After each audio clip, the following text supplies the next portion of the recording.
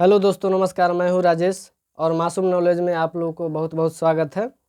और आज मैं बताने वाला हूं प्रॉफिट एंड लॉस, लाभ और हानि, इसके बारे में हम बताएंगे, जिसका हम बेसिक नॉलेज दिए हैं इसमें।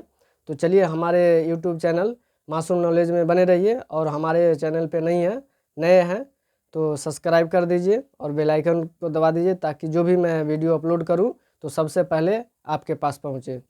तो आते हैं, देखिए, लाभ लाभ एवं हानि। लाभ एवं हानि, इसका इंग्लिश होता है profit and loss. Profit and loss. तो ये हम इसमें आज हम बेसिक नॉलेज देने वाले हैं, बने रहिएगा हमारे चैनल पे। देखिए, क्रय मूल्य को हम इंडिकेट करते हैं सीपी से। क्रय मूल्य को इंडिकेट करते हैं सीपी से। सीपी का फुल फॉर्म होता है cost of price, cost price, ठीक है। और इसका डिफिनीशन ये है, देखिए यहाँ, वह मूल्य जिस पर कोई वस्तु का क्रय की जाती है उसे हम उस वस्तु का क्रय मूल्य कहते हैं।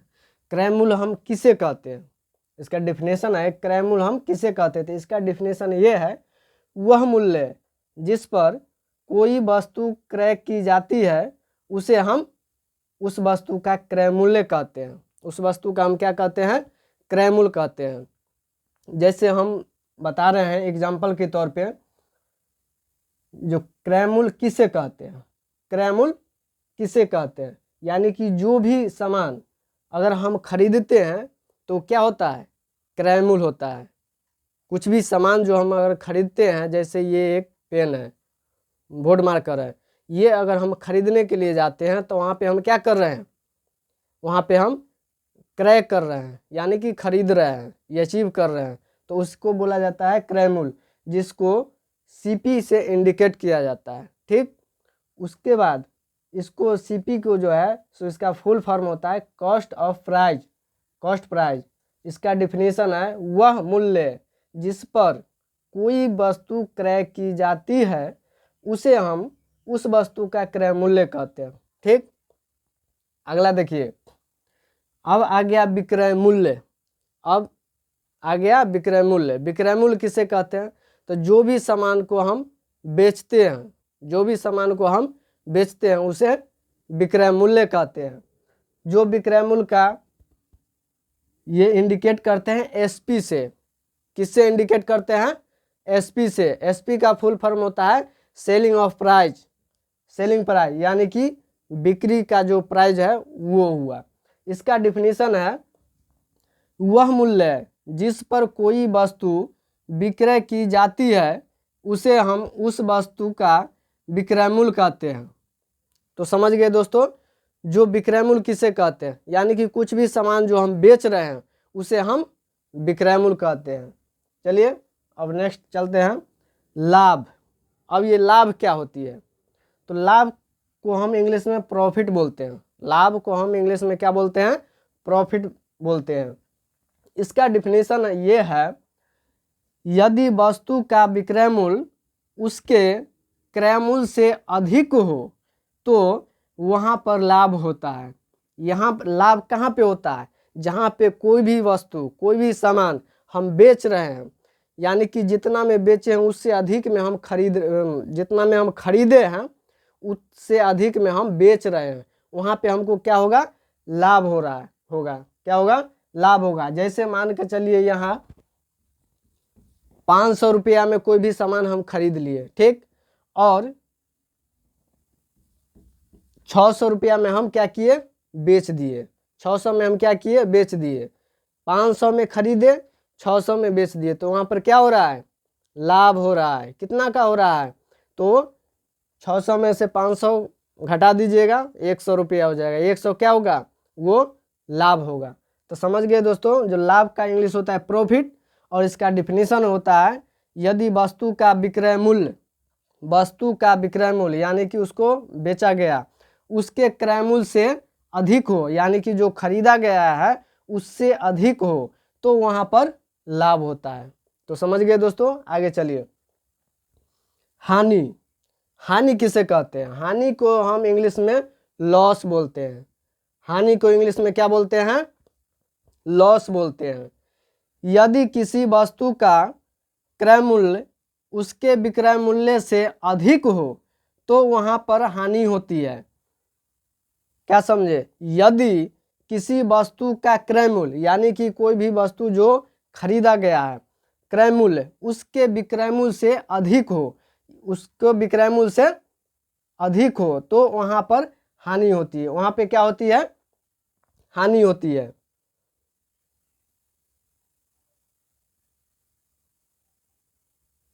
यदि किसी वस्तु का क्रय मूल्य यानी कि जो हम खरीदे हैं, ठीक है, जो हम खरीदे हैं उसके विक्रय मूल्य से यानी कि जो हम बेच रहे हैं उससे अधिक हो तो वहां पे हानि होती है। जैसे 400 रुपया में हम क्या किए? खरीदे और 300 रुपया में हम बेच दिए, वहां पे क्या हो गया? हानि हो गया। कितने का? 100 का। ठीक ना? फिर आगे चलिए, इसी आधारित पे हम एक क्वेश्चन है जो, चलिए आगे क्वेश्चन हम सॉल्व करते हैं। देखिए, पीयूष एक गाय को 800 रुपये में खरीद कर 700 रुपये में बेच देता है तो उसे कितने रुपये का हानि होती है? कितने रुपये का हानि होती है? पीयूष क्या किया? एक गाय खरीदा। पीयूष क्या किया? एक गाय खरीदा। कितना में खरीदा? 800 रुपया में खरीदा, है ना? 800 रुपया में खरीद कर 800 रुपया में खरीद लिया और 700 रुपया में बेच देता है। क्या किया? खरीदा 800 और बेच दिया 700 में। तो यहाँ पर बता रहा है कितने रुपया का हानि होती है। यहाँ पर तो हानि ऑलरेडी हो ही रही है, लेकिन आखिर पूछ रहा है जो कितने रुपया का हानि हो रहा है। तो यहाँ पे हम क्या करेंगे? जब हानि की बात आए तो यहाँ हानि बराबर हो जाता है विक्रय मूल्य माइनस क्रय मूल्य। ठीक है, हानि बराबर क्या होता है? विक्रय मूल्य माइनस क्रय मूल्य।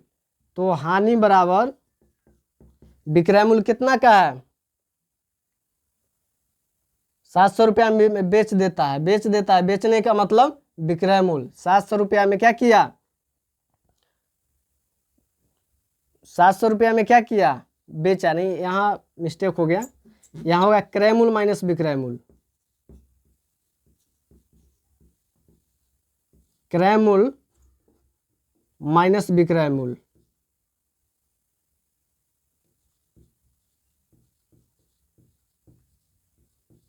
हानि बराबर क्या होता है? क्रय मूल्य माइनस विक्रय मूल्य। तो क्रय मूल्य कितना में खरीदा था? 800 रुपया में खरीदा था, माइनस विक्रय मूल्य। विक्रय मूल्य यानी कि बेचना का मतलब होता है विक्रय मूल्य। तो कितना में? 700 रुपया में ना बेच रहा है, तो यहाँ 700 रुपया हो जाएगा। हानि बराबर 800 में से 700 घटा दिए 100 रुपया का यहाँ क्या हो गया? हानि हुआ। 100 रुपया का क्या हुआ? हानि हो गया। चलिए अगले क्वेश्चन में चलते हैं। नेक्स्ट क्वेश्चन कह रहा है, राजा एक वस्तु 9,000 रुपये में खरीद कर, राजा क्या किया है? 9,000 रुपया में खरीद कर 12,000 रुपये में बेच देता है तो उसे कितने रुपये का लाभ होता है? वह क्या किया? 9,000 रुपया में कोई सामान खरीद लिया, ठीक है, और उसे 12,000 रुपया में बेच देता है तो उसे कितने रुपये का लाभ होता है? तो यहाँ देखिए दोस्तों, लाभ बराबर क्या होता है? लाभ बराबर होता है विक्रय मूल्य। इसका हानि का उल्टा हो जाएगा ना, हानि का उल्टा हो जाएगा। तो यहाँ क्रय मूल्य है तो विक्रय मूल्य यहाँ चला आएगा, क्रय मूल्य उधर चला जाएगा। ठीक है, तो क्या होगा? लाभ बराबर विक्रय मूल्य माइनस क्रय मूल्य। लाभ बराबर क्या होता है? विक्रय मूल्य माइनस क्रय मूल्य। तो लाभ बराबर विक्रय मूल्य कितना है? कितना में बेच रहा है? 12,000 में बेच रहा है। 9,000 तो खरीदा है ना, 9,000 रुपया में खरीद कर 12,000 रुपया में बेचता है, 12,000 रुपया में बेचता है। तो यहाँ विक्रय मूल्य क्या हो गया, 12,000 रुपया हो गया, माइनस क्रय मूल्य, राजा एक वस्तु 9,000 रुपया में खरीदता है, खरीद कर, यानी कि खरीदा, कितना में खरीदा, 9,000 में खरीदा, तो 9,000 यहाँ दे देंगे।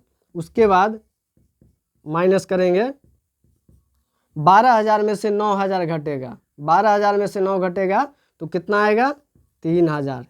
3,000 रुपये को राजा को यहाँ क्या हो रहा है, लाभ हो रहा है, क्या हो रहा है, लाभ हो रहा है। चलिए नेक्स्ट क्वेश्चन में चलते हैं।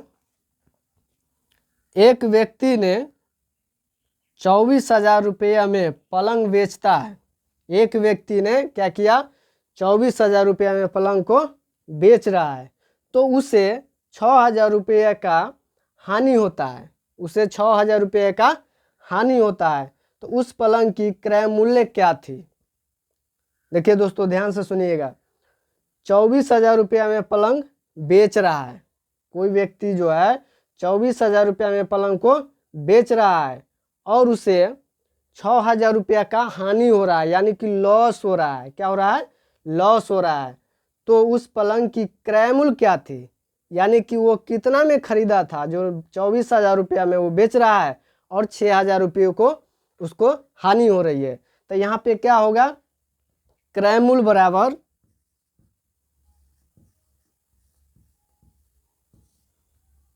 क्रय मूल्य बराबर हो जाएगा, यहाँ पे हानि की चर्चा हो गई ना, हानि हो रही है, तो यहाँ पर हो जाएगा क्रय मूल्य बराबर विक्रय मूल्य प्लस हानि।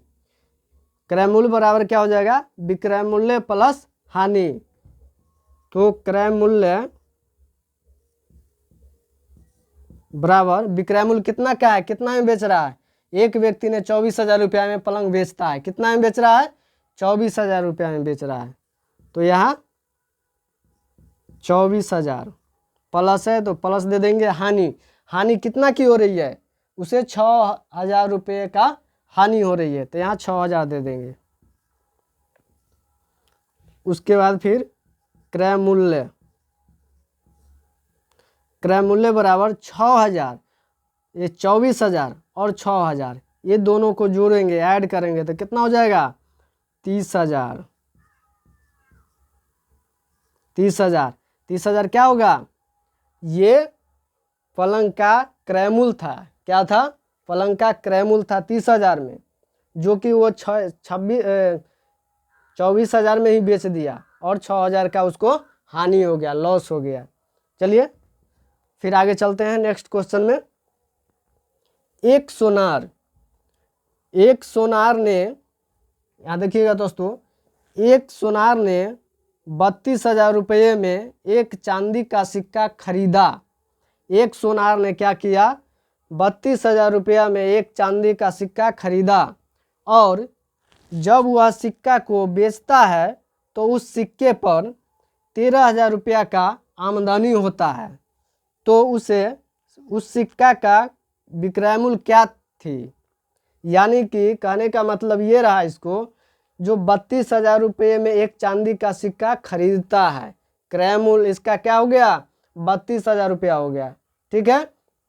और जब उस सिक्के को बिक्री करता है, बेचता है, तो उस सिक्के पर 13,000 रुपया का आमदनी होता है, यानी कि 13,000 रुपया का उसको लाभ हो रही है, क्या हो रही है, लाभ हो रही है। तो यहाँ पे क्या पूछ रहा है, तो सिक्के का विक्रय मूल्य क्या थी, सिक्के का विक्रय मूल्य क्या थी। तो यहाँ देखिए दोस्तों, विक्रय मूल्य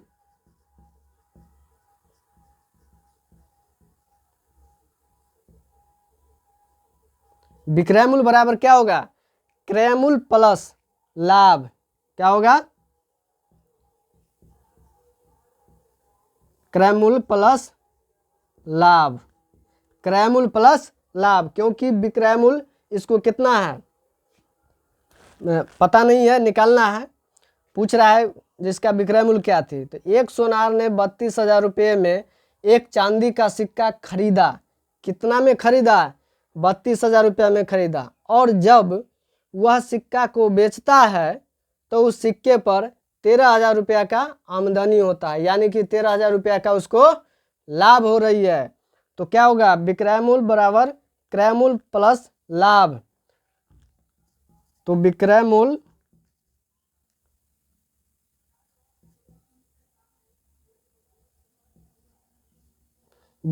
बराबर क्रय मूल्य, क्रय मूल्य कितना है 32,000 है, क्रय मूल्य क्या है 32,000 प्लस लाभ, और आमदनी उसको कितना के हुई 13,000 रुपये के, यानी कि उस पर वो 13,000 का लाभ हुआ, 13,000 रुपया उससे वो कमा लिया, आमदनी कर लिया। तो प्लस 13,000 कितना होगा 13,000, और फिर यहाँ इसको कैलकुलेट करेंगे तो विक्रय मूल्य बराबर 32,000 और 13,000 को जोड़ देंगे। क्या करेंगे 32,000 और 13,000 को जोड़ देंगे तो यहाँ क्या हो जाएगा 45,000 रुपया हो जाएगा। क्या हो जाएगा 45,000 रुपया हो जाएगा। तो दोस्तों बहुत बहुत धन्यवाद ये हमारे YouTube से जुड़े हुए रहने के लिए। चलिए फिर मिलते हैं हम आगे अगला नेक्स्ट वीडियो में, तब तक के लिए धन्यवाद। अगर हमारे मासूम नॉलेज YouTube चैनल को सब्सक्राइब नहीं किया है तो उसको सब्सक्राइब कर लीजिए, लाइक कीजिए और शेयर कीजिए अपने दोस्तों के पास, और बेल आइकन बटन ज़रूर प्रेस कर लीजिए, क्योंकि जब भी मैं अगला वीडियो डालूं तो सबसे पहले आप तक पहुंच पाए। धन्यवाद।